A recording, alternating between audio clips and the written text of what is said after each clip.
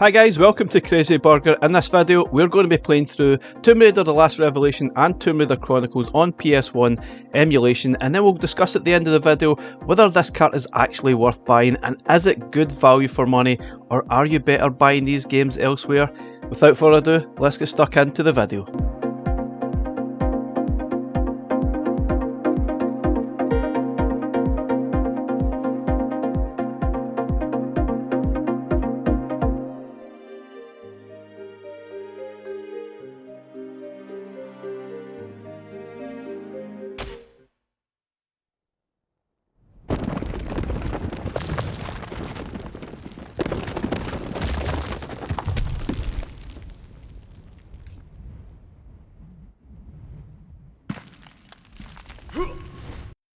And so, we breach the sanctum of the ancients, the first footfalls in this tomb for centuries. This place gives me the creeps, after you.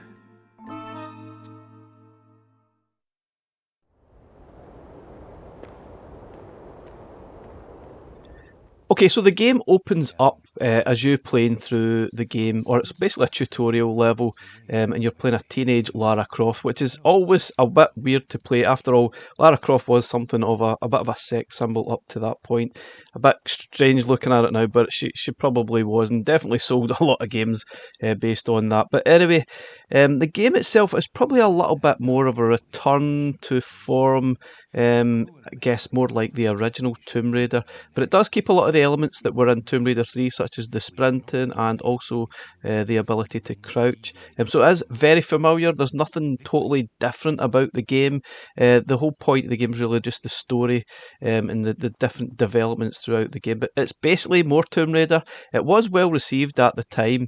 I think the official PlayStation magazine, according to Wikipedia, give it 10 out of 10, although other sort of publications give it a little bit lower. But I think it is really good. I honestly cannot remember an awful lot about it. I do remember it coming out in the Dreamcast, and it didn't get as good reviews on there. I think it had some performance issues, but it was a couple of months after that, and that basically broke the PlayStation stranglehold over Lara Croft. But anyway, it's a decent enough game, and it's basically more of Lara Croft if you love that type of thing.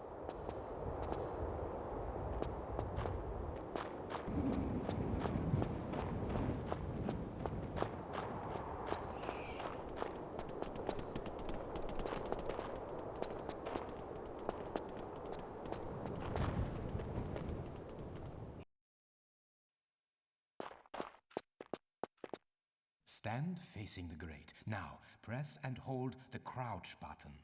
Push forward to crawl into the gap. Be alert.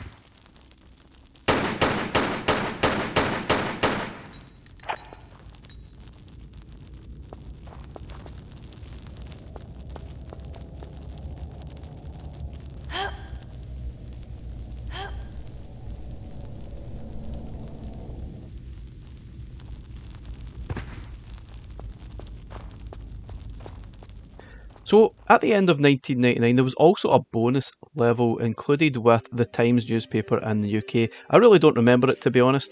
We never bought the Times newspaper, but I think it had 1 or 2 levels additional, and it was released, I think it was something to do with the 75th anniversary of Tutankhamun.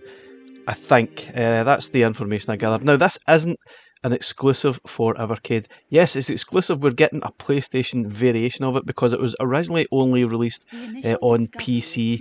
Also, it was the disc, a PC disc you got with the Times newspaper.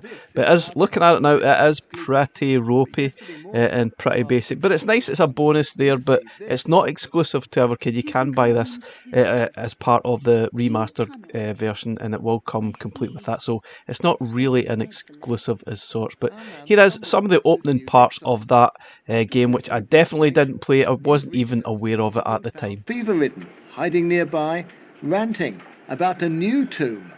Now you're getting interesting. Whose tomb? Well, this is why we've called you. I'll see you around. Wait, you'll get nowhere without Carter's original information.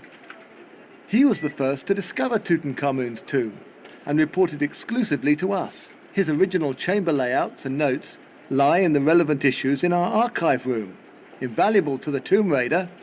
Quite. And where are these archives?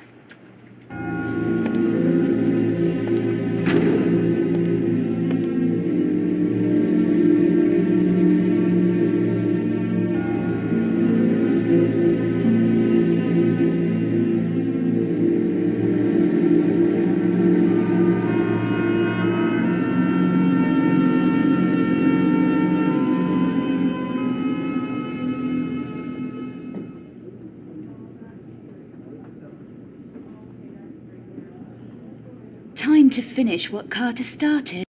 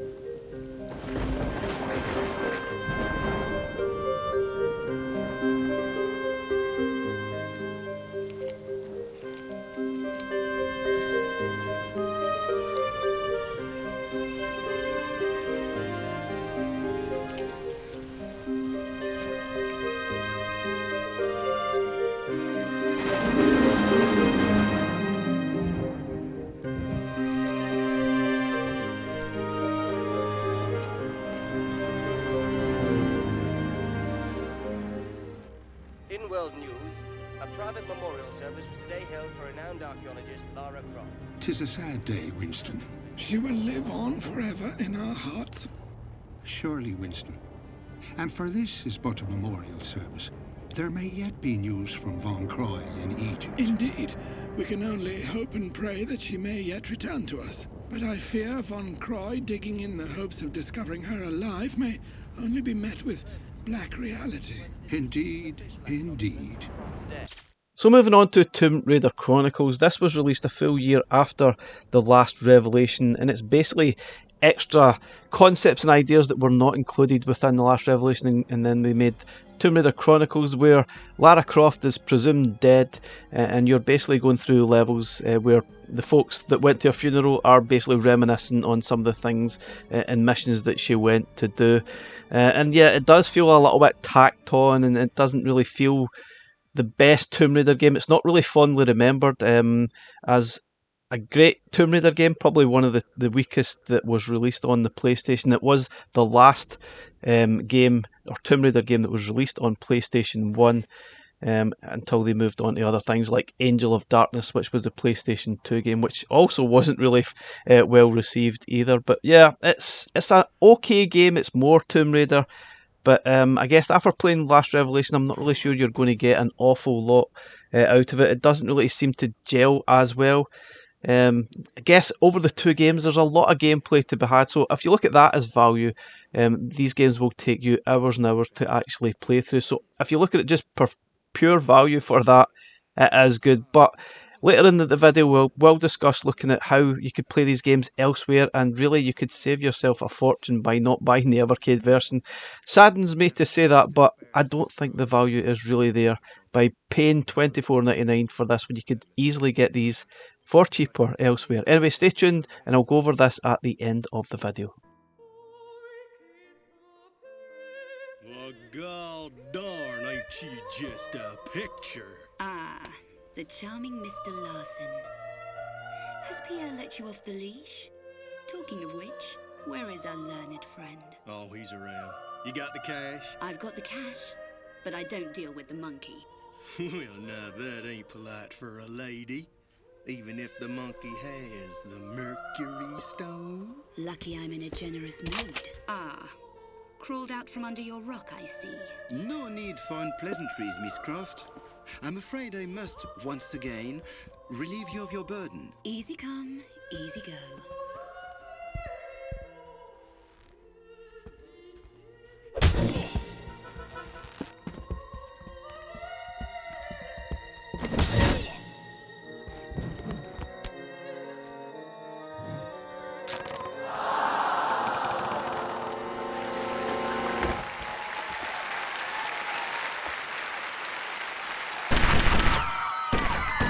It ain't over till the fat lady sings.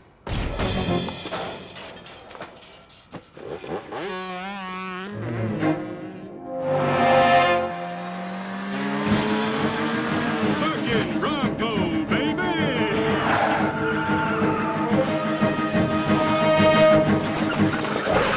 We ain't gonna make that gap, boss. We'll make it. Ain't gonna. We'll make it. What did I tell you? Mon Dieu!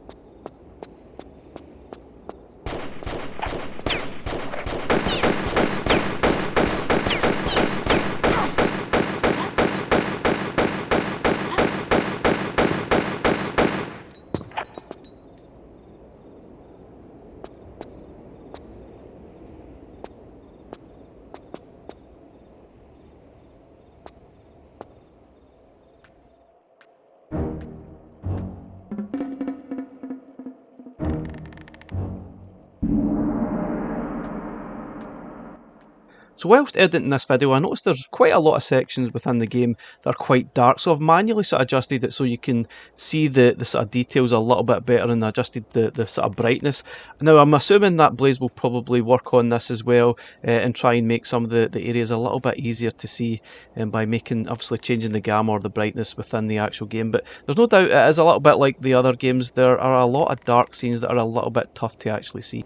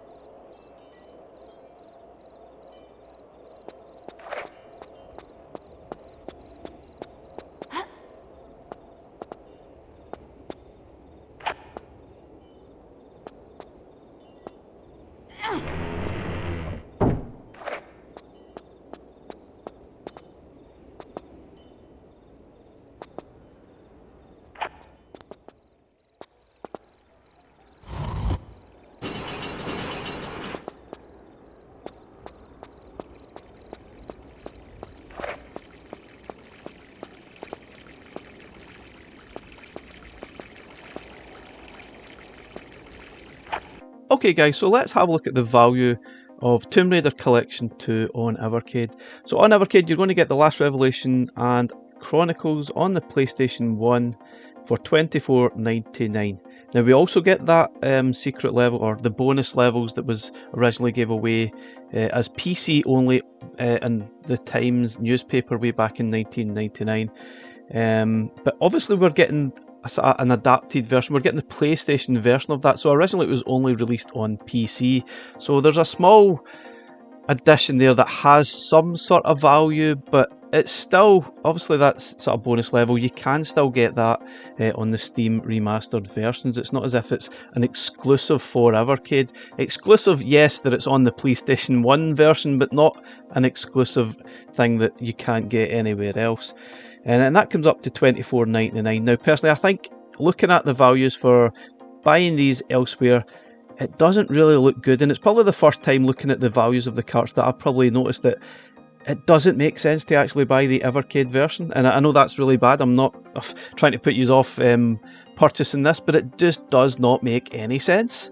Now obviously if you don't have access to Steam, PlayStation, Xbox, you don't have an original PlayStation, then that's probably immaterial. It doesn't really matter. The Evercade might be your only option of playing that, and that is absolutely fine. And you maybe want to still collect them all and just get them on yourself, but there does get to a point you have to think, I don't need to collect them all. For me, I have to maybe buy them because it's content for YouTube, and I like to buy them so that you can give my opinion on these carts, so that you guys can make a decision as well. But I obviously enjoy collecting Evercade, and I do like playing the games as well. It's not as if it's just for YouTube. I do actually genuinely play these games and enjoy what Blaze and Evercade have been doing, but this one doesn't make any sense to me. If you look at the Steam, you can actually buy the Steam original versions, which would be the original PC versions of Last Revelation and Chronicles, for $5.99. Yes, they are digital versions, not physical, which is obviously what Evercade is, but it still would cost you half the price it would cost you the Evercade cart. Now if you're looking at buying the remastered versions, it will also include Angel of Darkness, which is the PlayStation 2 game. So you're getting an extra game for the same price, and you're getting the option of, you can obviously flick between remastered and standard versions as well. So it doesn't make any sense. So for that you're getting an extra game. You can get the bonus level game as well with The Last Revelation. But if you've still got your original PlayStation, you can actually pick up copies from CEX in the UK. Last Revelation is costing £6, Chronicles about £8, and that does complete with physical version and a manual as well. So that would cost you £14 overall. Still way cheaper than getting the Evercade version. But yeah, it just adds up. This cart doesn't make any sense to me. The value just is not there, and it'd be really hard to So I tell you guys, yep, you must buy this collection. 2 good games for sure. I think The Last Revolution is certainly a decent game. Chronicles maybe not as much, but the value isn't there. So it's really up to you guys whether you decide to buy this or not, and I'll probably buy that just so we can make some video on it. But there's better options out there, and that is the honest truth of that. Obviously I've done comparisons in all the carts so far this year, and this is the only one I could say it's not worth buying on Evercade, and that is quite sad to say. I think Blazer probably dropped the ball a little bit in this one. Personally, I think it would have been better seeing this released perhaps even at Christmas time. It would still have been okay, yet you can still buy the physical versions elsewhere and be cheaper, but those remastered versions, the fact that they've just been released about a week or so ago, it sort of dilutes and puts this in the shade a little bit, and I don't think it's been good timing at all. But it is what it is, guys. That's my opinion. Let me know your thoughts as well on this recent collection for Evercade. And as again, thank you very much for watching, and I'll catch you again in the next one. Bye for now.